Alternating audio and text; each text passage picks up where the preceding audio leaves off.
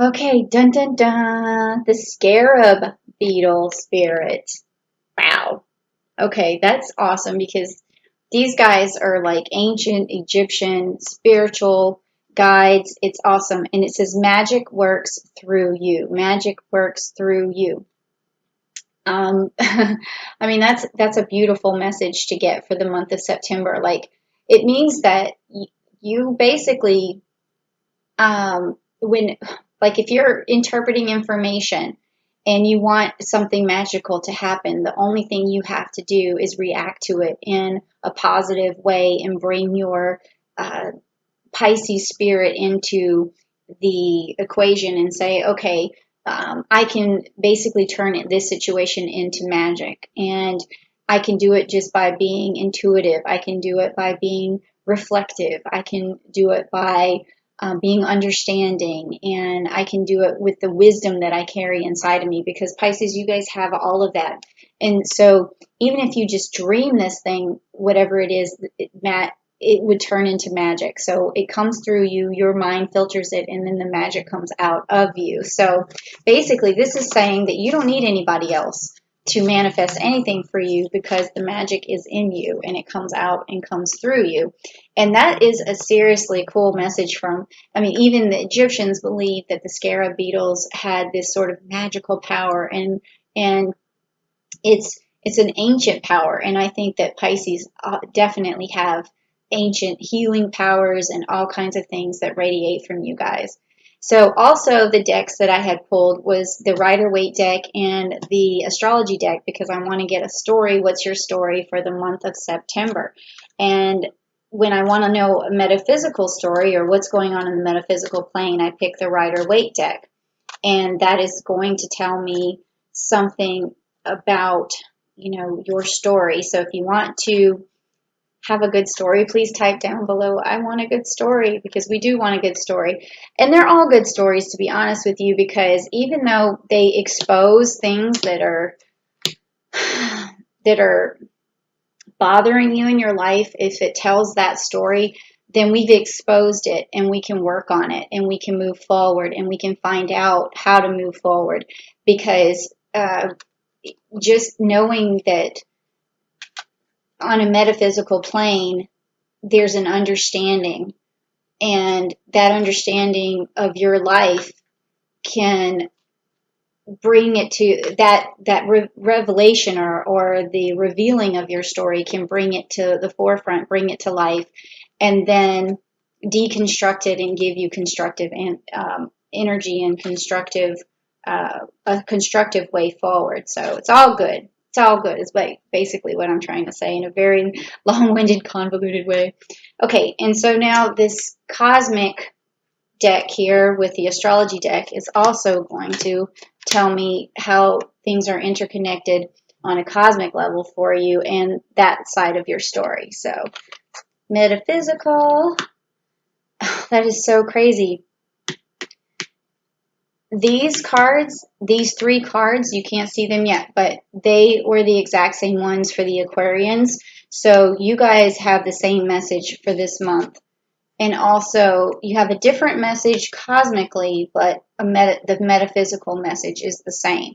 So what you have here is you have the Six of Wands upside down, meaning that you haven't had any personal triumphs lately, okay? And then also, you're not moving forward with your Knight of Wands and your manifestations. You're not, um, it's sort of like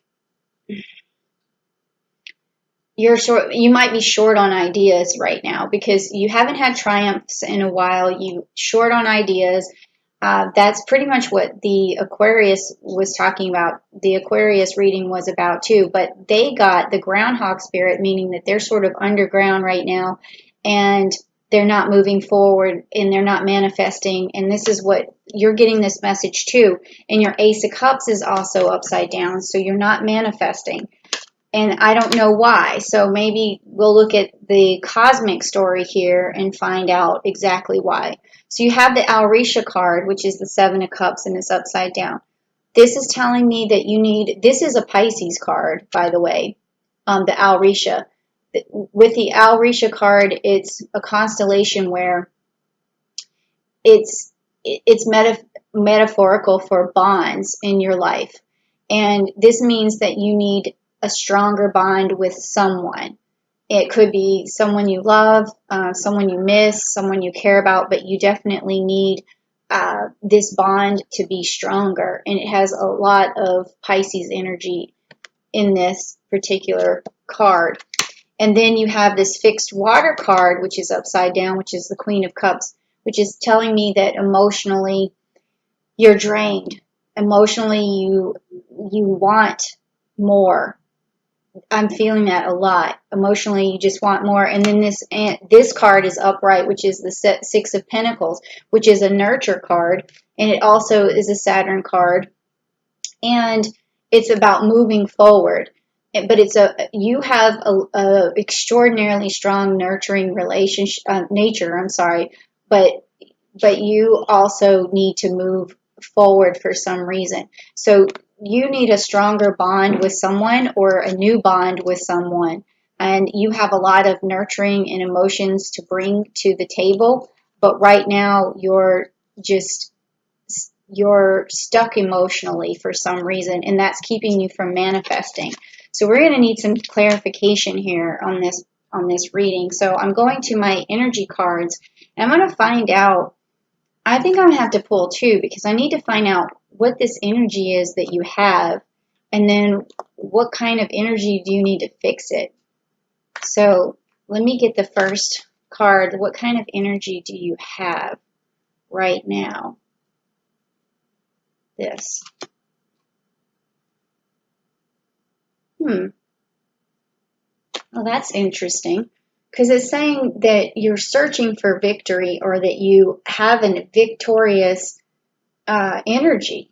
So,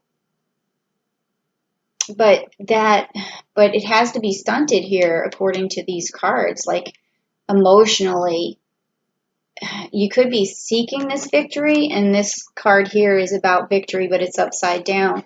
So maybe you just need a win. That's kind of what your energy feels like. Like, I just need a win. I need something good to happen.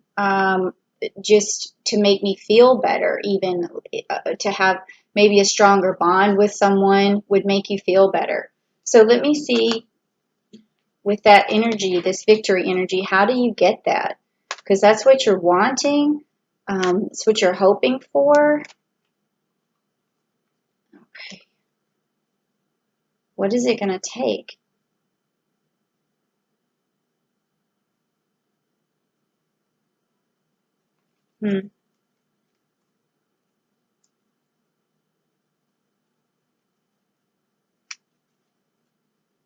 Felt energy back here.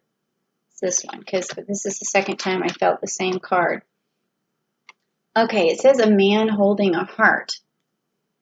Okay, so I feel like this is you need closeness in a bond to feel victorious, to be able to manifest again. So I really think that if you just use this nurturing card to move forward, this is going to give you this man holding a heart. Now, this doesn't have to necessarily, if you are a man, that doesn't mean that.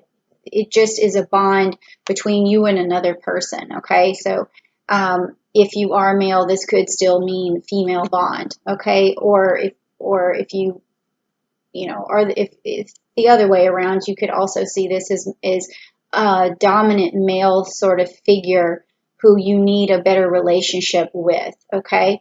So this nurturing nature of is going to help you move forward, because whenever you're dealing with this masculine bond or masculine energy, you have to always come with a nurturing soul.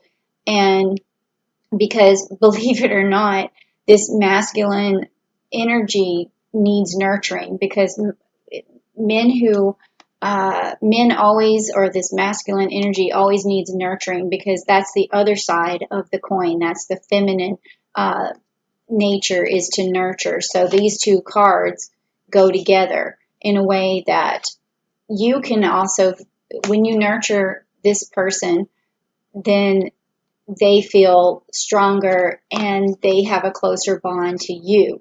So nurturing is a way forward. I always talk about that in the Zodiac Love Code system that I wrote, and I usually put that down in the description box below.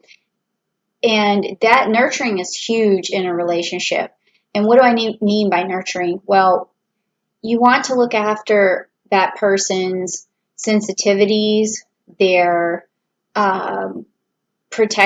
nurture their pride in a healthy way. You want to nurture their souls and their bodies. So, like if you're talking about this masculine connection, in nurturing it, food is always a good way in terms of nurturing, but also back rubs, head rubs, hugs, also tone of voice is a very nurturing thing. If you have a nice voice, instead of one that's very matter of fact, or one that is just sort of more on the snappy or resentful or angry side, you want to get rid of that.